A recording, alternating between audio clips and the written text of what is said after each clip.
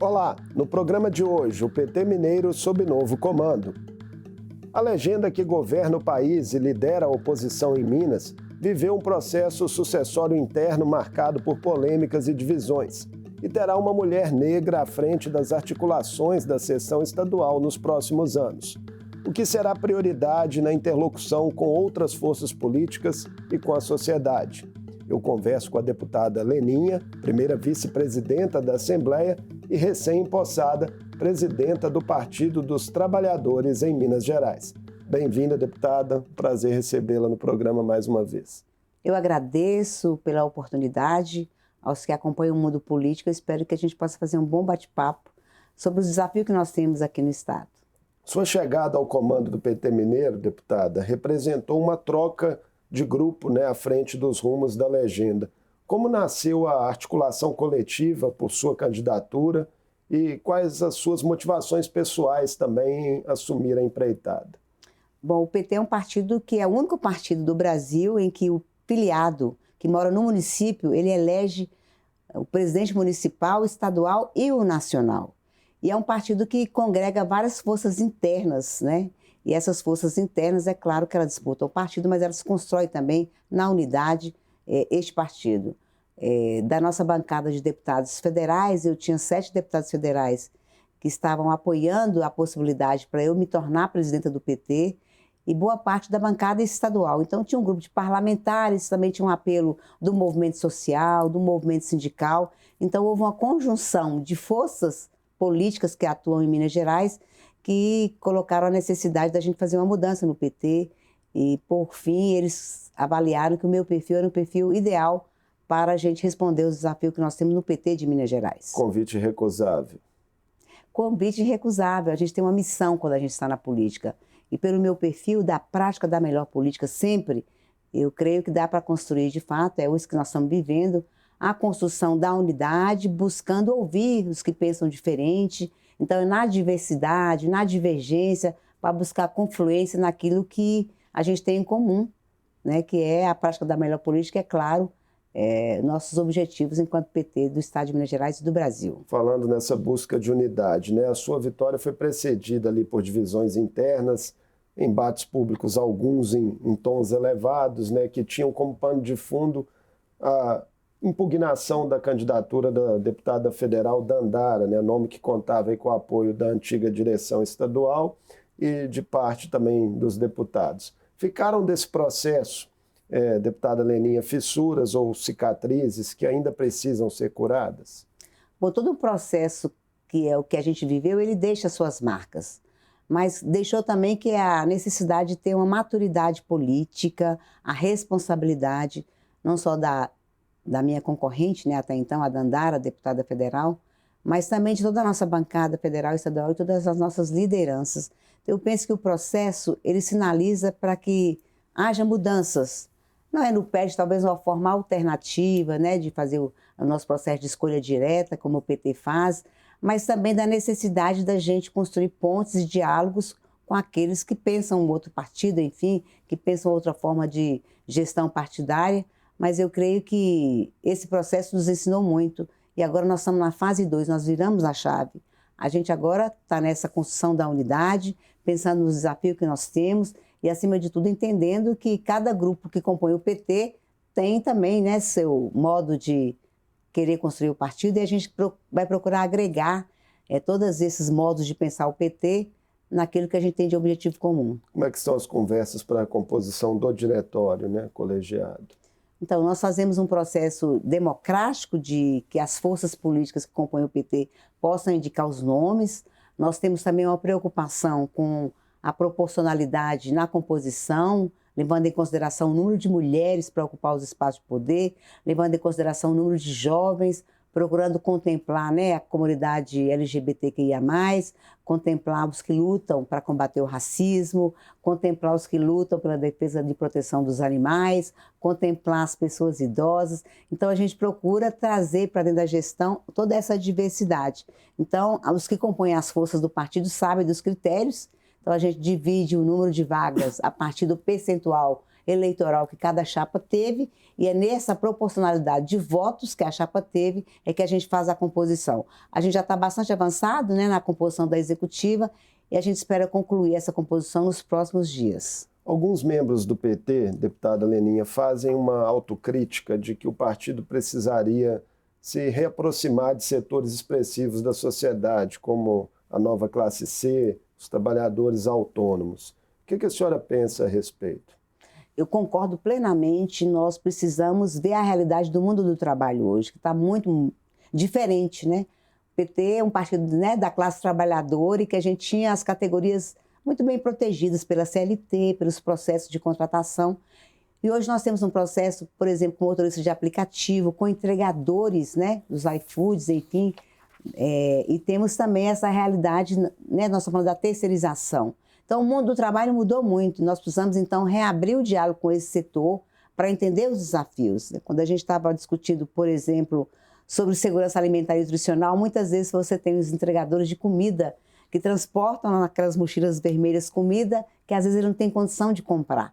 Então, nós estamos falando de insegurança alimentar, nós estamos falando de precarização no mundo do trabalho, nós estamos falando desse processo de terceirização que, de fato, tira direitos, mas também piora a qualidade das condições de trabalho para essas pessoas. Na minha avaliação, o PT precisa fazer um diálogo mais amplo com a sociedade, entendendo que esses setores são setores mais novos do mundo do trabalho, mas também abrir um diálogo com... Nós estamos falando de setores que são importantes, né? Nós estamos falando, por exemplo, do setor evangélico, que é um setor que tem muita resistência com a relação com a esquerda no Brasil, setores que, de certa forma, fizeram muita diferença, inclusive, na escolha, né, de projetos políticos muito antagônicos ao nosso. Então, a gente tem desafios, dialogar com os setores evangélicos, com religiões de matriz africana, enfim, com todas as igrejas, dialogar com esse mundo do trabalho mais novo que a gente tem atualmente no Brasil. Sobre o projeto político, o PT lidera a oposição em Minas, né, e tem recebido constantemente o presidente Lula aqui no estado, né? Ele já veio 7 vezes a Minas Gerais só em 2025, tá vindo aqui, tá gostando do pão de queijo. Né? É verdade. Ele tem defendido enfaticamente uma candidatura, deputada Leninha, né, ao governo do estado, do senador Rodrigo Pacheco, que hoje está no PSD. É uma construção que, se vingar, teria apoio praticamente unânime dos petistas mineiros? Nós temos clareza, o Rodrigo Pacheco é um grande quadro, né? Um estadista, um republicano, e ele tem um perfil que nos agrada muito, agrada a todos do PT, e ainda mais com o incentivo do presidente Lula à candidatura do Rodrigo Pacheco. E é claro que nós estamos aqui para ajudar a reeleição do Lula. Essa é uma pauta importante, talvez a principal do PT de Minas Gerais, a reeleição do presidente Lula com uma ampliação de nossas bancadas, enfim. A reeleição do presidente Lula para a gente significa uma continuidade de um trabalho de resgate que o governo federal vem fazendo, não só com os programas sociais, mas de investimentos, né, na indústria, no desenvolvimento econômico. E Minas Gerais é um estado muito importante dentro do contexto econômico do Brasil, mas também dentro da geopolítica brasileira. Então, para a gente, um pedido do Lula para a gente ajudar na construção de uma alternativa para disputar o governo de Minas Gerais, para a gente é de fundamental importância. Então, se o Rodrigo Pacheco vai topar, se vier com a gente, com certeza nós vamos construir com ele essa candidatura para Minas Gerais. O que a senhora sente dos últimos gestos do Pacheco? Porque tinha muita dúvida se ele realmente estava disposto a essa candidatura. Mudou? Isso está mais claro agora? Ele deu sinais muito claros, né? A presença dele com o Lula aqui nos últimos tempos e mesmo o tom de voz dele, né? Ou seja, o discurso dele tem demonstrado, sim, que ele está no radar dele aceitar esse pedido do Lula e vir candidato ao governo de Minas. Há um sentimento mesmo de mudança de comportamento dele em relação a esse projeto. Agora, é claro que vai depender também, né? Nós estamos falando das movimentações dos partidos, né? O PSD em Minas é um partido que também está em disputa. Está cobiçado pelo vice-governador Matheus Simões. É verdade. Então, inclusive, a gente acha que esse movimento que ele precisa fazer no partido, né? Até a gente falar até abril, que é a janela partidária, né? Se ele fica no PSD, se ele fica, como é que vai ser? O PSD, de fato, vai dar o palanque para o Lula em Minas Gerais? Ele andou dando declarações fortes de que pretende ficar no PSD, né? Independente do que seja o futuro político dele, né? O Pacheco. Isso é uma definição muito importante, porque a gente quer fazer um amplo leque de alianças partidárias aqui. Além da nossa federação, é buscar e atrair outros partidos que podem compor o palanque de Lula em Minas Gerais. Então, essa decisão do Pacheco, se ele vai migrar, se ele vai lutar para continuar no PSD, a gente vai aguardar isso para a gente ir fazendo os arranjos, né, dos partidos aí para o nosso palanque em Minas Gerais. Falando do PT, quais espaços o partido miraria prioritariamente em uma chapa liderada por Rodrigo Pacheco? Seria a vice-governadoria, uma vaga ao Senado? Então, nós estamos trabalhando com todas as possibilidades. A gente tem o nome da Marília Campos, o próprio Reginaldo, da Macaé, o nome da Margarida. Então, o PT tem nomes para oferecer nessa composição. E seria muito saudável a gente estar na composição. Mas nós também não queremos ser os únicos, né? O PT tem que estar. Não é uma condição. É uma possibilidade colocada para o diálogo. Se isso for bom para a nossa chapa, a gente vai compor. Então, a gente quer fazer o melhor. Então, nós não estamos tão fechados num projeto partidário em nome da democracia, em nome da continuidade da nossa gestão nacional. A gente vai estar disposto a fazer tudo, inclusive fazer o debate desses nomes para compor a vice-presidência ou uma vaga para o Senado, né? Mas isso tudo está em aberto e nós estamos aí nesse diálogo. Se, por algum motivo, né, a candidatura de Pacheco não vingar, qual o plano B? Não, eu disse, nós temos bons nomes, né? O que nós queremos, a pergunta principal que a gente quer responder com o presidente Lula e com o PT é qual que é o melhor cenário para a reeleição do Lula e ampliação de bancadas. Essa é a pergunta-chave. O melhor cenário, se o Rodrigo Pacheco não sair, é a gente fazer uma outra composição, é a gente sair com candidatura própria. Então, são projeções que nós estamos fazendo no sentido de que no início do ano que vem, provavelmente, a gente vai ter isso. Infelizmente, não é o que eu gostaria, enquanto presidenta do PT, eu gostaria de virar o ano sabendo para onde que o PT vai. Não só o PT, na nossa federação, que provavelmente vai continuar. A senhora citou o nome de 3 mulheres aí que têm grande destaque no partido hoje, né? As prefeitas de Contagem de Juiz de Fora, Marília Campos e Margarida Salomão, e a ministra Macaé Evaristo. Isso, eu citei esses nomes porque são nomes que têm o potencial, têm o respeito, têm mostrado que têm capacidade, competência, que têm condições também de fazer essa disputa. Mas, como eu disse, são questões que nós estamos trabalhando, que nós estamos discutindo, né? Não houve nenhuma conversa com essas 3 nesse sentido, mas há rumores no partido, né, de que a gente pode, caso o Rodrigo Pacheco não saia, para onde é que nós vamos? A atual federação, né, entre PT, PCdoB e PV, ela tende a se manter para o ano que vem. Há algum tempo, membros do PV aqui em Minas vinham colocando isso em dúvida, relatando aí alguns descontentamentos com posições divergentes nas eleições municipais, principalmente. Essa foi a grande tarefa. A gente, quando fizemos a federação, quando foi as eleições a nível de estado, a gente não teve tantos problemas. Quando deslocou para o município, começaram a aparecer problemas. Não há nenhuma sinalização de fim dessa federação. Há algumas sinalizações de ampliação da federação, inclusive uma discussão com o PSOL, né? Isso depende também, né? O Boulos virar ministro. Então, tem coisas que podem ser alteradas, mas de fim dessa federação não existe nada sinalizado que vai haver. Então, nós precisamos superar essas dificuldades, fazer bons debates e acordos e pactos para quando chegar a eleição municipal, a gente tentar dirimir essas dificuldades para a gente poder ter um ambiente tranquilo e um ambiente que seja favorável para todos os partidos, né? Outra discussão, né, entre correntes sobre o futuro do PT envolve o grau de aproximação com as forças de centro ou centro-direita, né? Isso sempre gera alguma polêmica ali. No PT é um partido, né, muito efervescente nos seus debates.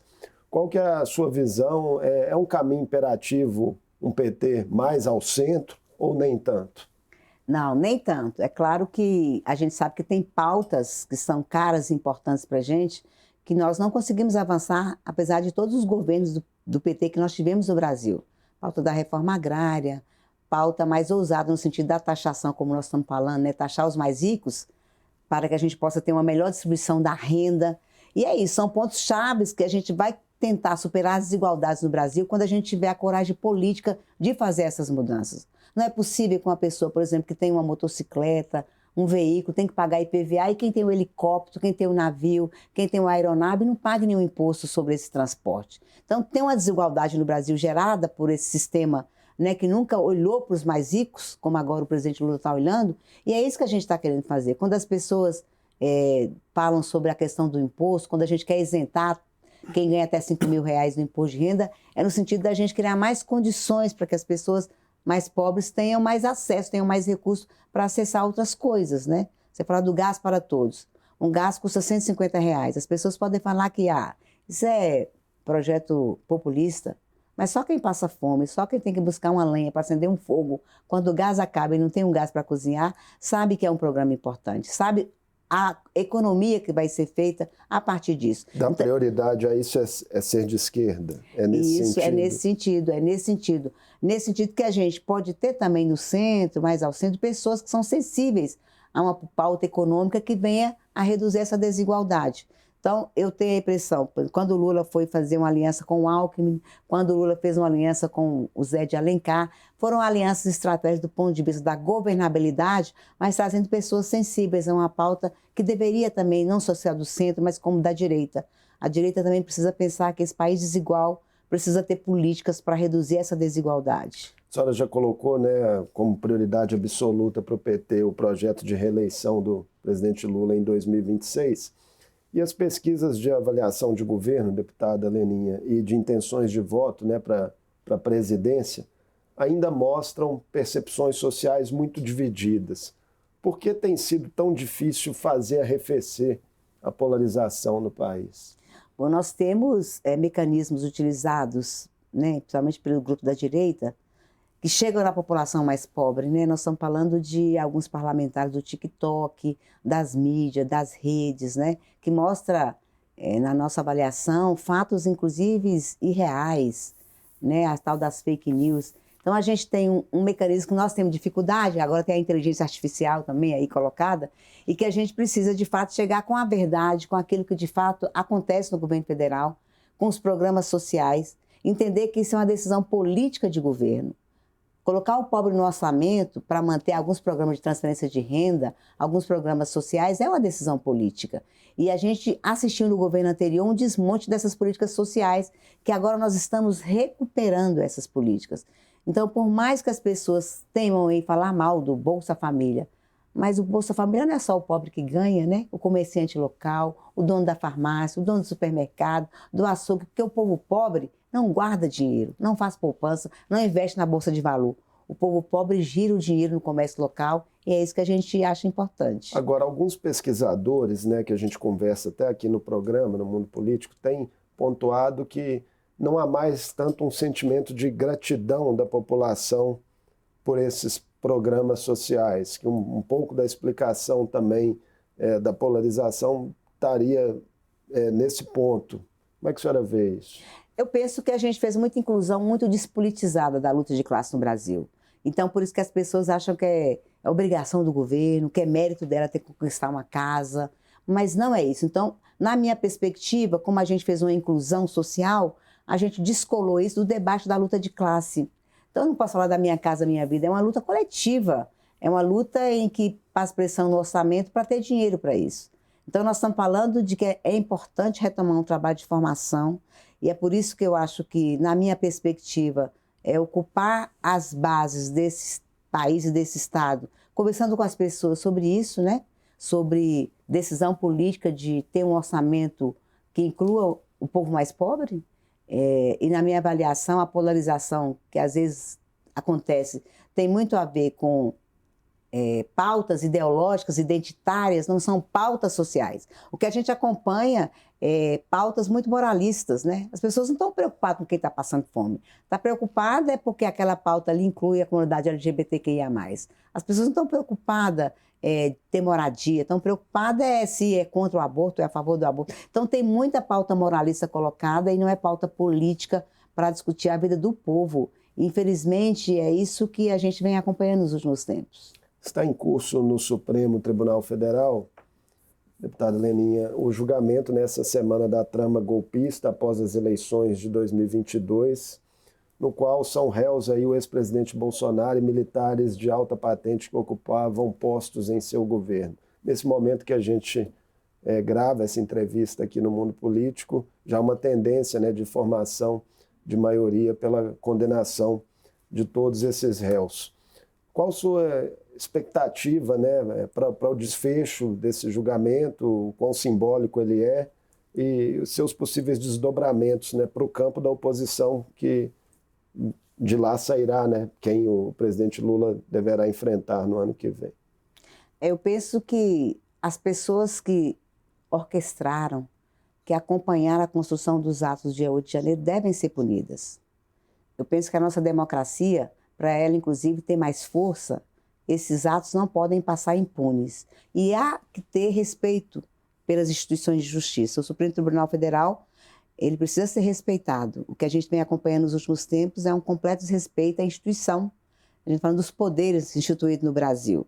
O Lula foi condenado. O Lula ficou preso mais de 500 dias. E nós aceitamos, vamos dizer assim, mesmo que todos os dias a gente teve lá o Bom Dia Lula, Boa Tarde Lula, a gente aceitou a decisão e naquele momento a gente não atacou o Supremo Tribunal Federal, uma instância de poder instituída no Brasil. Então o que eu penso do desdobramento disso é que tem que ter punição, eu não estou aqui discutindo extensão de pena, dimensão de pena, mas que tem que ter penalidade. Porque afinal, se a gente não consegue desenvolver mecanismo de proteger a nossa Constituição, a nossa democracia, aí o Brasil está fadado, então há um completo clima de anarquia, cada um pode fazer o que quiser. Então eu penso que eu estou acompanhando bem também, né, nesse momento atual. Eu penso que o desfecho não vai ser tão rápido, né, que tem que recorrer, tem uma série de questões, mas na minha avaliação há muitas provas robustas de que houve de fato, né, um plano que não aceitou o resultado eleitoral, coisa que a gente nunca fez. Nós perdemos a eleição para o Bolsonaro, e a gente não fez nenhum movimento, nem questionando o resultado eleitoral, nem as nossas urnas eletrônicas, aceitando a vontade da população, o que não aconteceu com esse governo. Pós-eleição, o que a gente acompanhou foi um completo ambiente de ameaça à democracia e ao resultado eleitoral, que é tão... Nós estamos falando de um sistema eleitoral tão respeitado no mundo, que, né, o nosso Tribunal Superior Eleitoral. Vários governadores de direita estão se movimentando, né, para possivelmente uma candidatura presidencial no ano que vem, inclusive o governador de Minas, Romeu Zema. Como é que a senhora está acompanhando esses movimentos? Ele tem todo o direito de ser. Nós mandamos uma carta no dia do lançamento dele como candidato a presidente do Brasil, dizendo para a população do Brasil quem é este governador. Né, o que ele fez em Minas Gerais, ou o que ele não fez, né? Nós estamos falando que ele fez, na nossa perspectiva, foi uma política completamente de favorecimento a um grupo mais enriquecido do Estado e uma completa ausência de financiamentos para as políticas sociais. Os dados que o governador de Minas mostra de investimento real, né, para combate à pobreza, à miséria, para as políticas sociais de fortalecimento e proteção às mulheres, né, uma política de segurança, foram recursos completamente pífios, que não deu uma resposta que a gente gostaria. Então, o governo de Minas não teve nenhuma obra importante, significativa em qualquer região desse estado para ele se colocar como presidente. Ele tem todo o direito, a democracia é isso, né? Quem quiser ser candidato, ocupar algum cargo, pode se colocar, mas na minha avaliação é uma candidatura que não vai prosperar enquanto presidente. Talvez ele possa compor uma chapa lá com alguma candidatura mais da direita, né? Como ele, mas, na minha perspectiva, é um projeto meio que fadado ao fracasso. Agora, a pauta da Assembleia, nessa já reta final da nossa conversa, no pacote de propostas relativas ao Propag, deputada Lenin, a base de governo prioriza agora, né, a privatização da Copasa, tentando aí emplacar uma PEC para a retirada da exigência de referendo popular em uma eventual venda da empresa. A oposição está obstruindo, né, conseguiu essa semana fazer essa obstrução robusta na CCJ.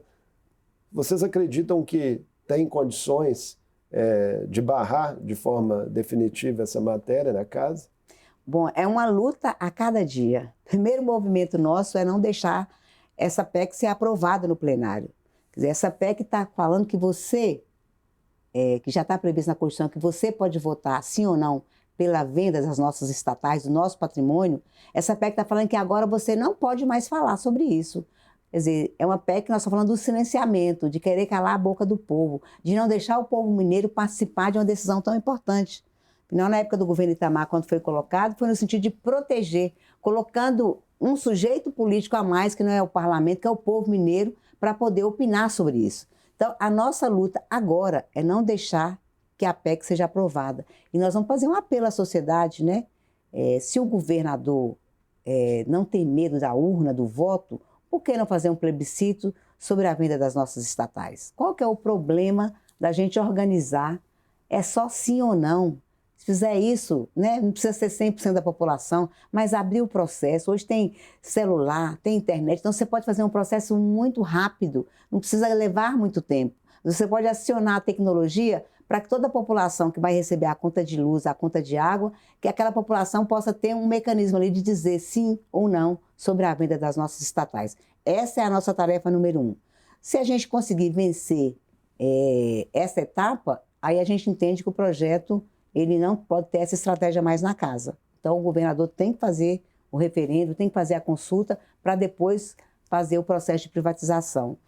Rapidinho para a gente terminar, que estamos já com o tempo bem avançado. Tem uma demanda, né, de possível prorrogação de prazo do governo federal para que Minas Gerais apresente seus ativos nessa negociação do Propag. O presidente Tadeu levou essa demanda à ministra Gleisi. Vocês também do PT se mobilizaram, né, junto à direção nacional do PT. Dá para ser otimista que saia um decreto nessa linha nos próximos dias? Como é que a senhora vê a questão? Nós estamos muito otimistas. O presidente Tadeu, inclusive, recebeu o presidente nacional do PT, que foi o presidente Edinho, que foi empossado recentemente, e colocou para o Edinho também essa demanda, porque é uma preocupação de todos nós. Se a gente conseguir esse decreto nos próximos dias, é claro que toda essa movimentação ela muda a sua estratégia interna a partir dessa nova data. Então, nós estamos crentes e otimistas que vai dar certo. Deputada Leninha, muitíssimo obrigado por mais essa conversa conosco aqui no Mundo Político.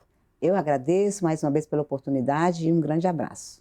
Eu conversei com a deputada estadual Leninha, primeira vice-presidenta da Assembleia e nova presidenta do PT em Minas Gerais. Falamos sobre as missões que a direção da legenda terá nos próximos anos no Estado e no Brasil, os arranjos que miram as eleições de 2026 e os desafios na interlocução com a sociedade em meio à polarização. O Mundo Político fica por aqui. Obrigado por nos acompanhar e até o próximo programa.